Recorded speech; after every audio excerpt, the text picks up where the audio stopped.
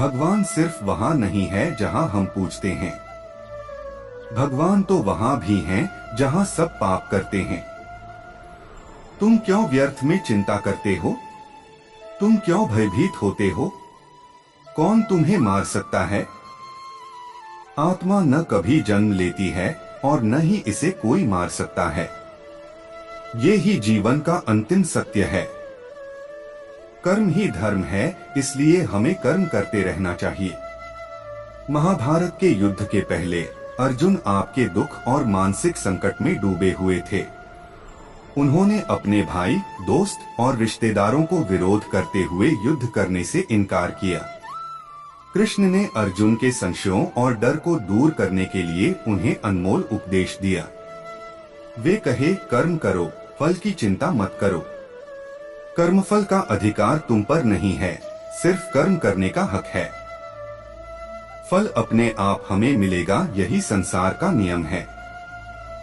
कृष्ण ने यह भी बताया कि सफलता के लिए आपको समर्पण और संघर्ष करने की आवश्यकता होती है। वे कहे, जीत का आनंद असफलता से ही होता है। तो यह शरीर तुम्हारा है और न ही तुम इस शरीर के मालिक हो। यह शरीर 5 तत्वों से बना है, आग, जल, वायु, पृथ्वी और आकाश। एक दिन यह शरीर इन्हीं 5 तत्वों में विलीन हो जाएगा।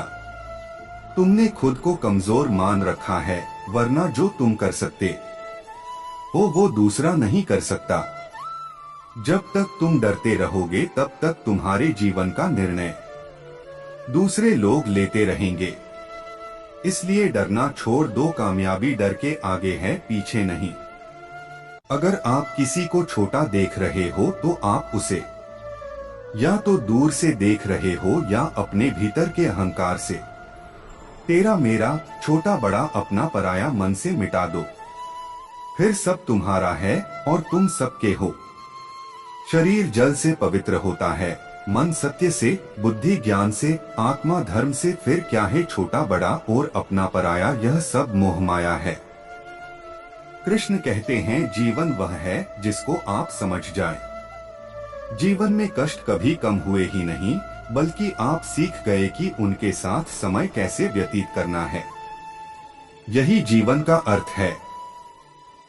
हे पार्थ, जन्म लेने वाले प्राणी की मृत्यु उतनी ही निश्चित है जितना हर व्यक्ति का जन्म निश्चित है। इसलिए पार्थ, जो निश्चित है उस पर शोक मत करो, उसको समझो और आगे की दिशा में अपना परिवर्तन करते और बढ़ाते चलो।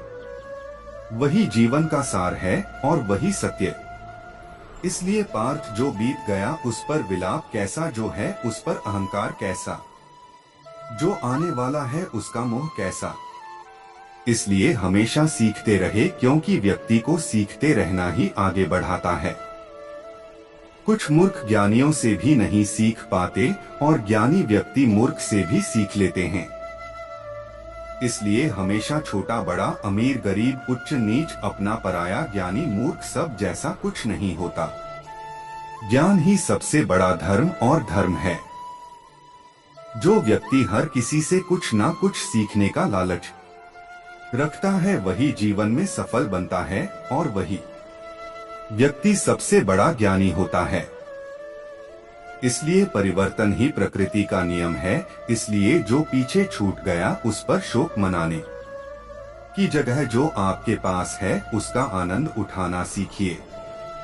सच्चे प्रेम का महत्व। कृष्ण की प्रेम कहानी गोपियों के साथ हमें प्रेम में समर्पण का महत्व बताती है। कर्म का महत्व। भगवद गीता में कृष्ण ने कर्म का महत्व बताया और कर्मयोग का ज्ञान दिया। सफलता के लिए साहस। कृष्ण ने महाभारत युद्ध में अर्जुन को साहस और संघर्ष का महत्व दिखाया। आध्यात्मिक समर्पण। कृष्ण की भक्ति और आध्यात्मिक समर्पण की भावना हमें आध्यात्मिक जीवन के महत्व को समझाती है।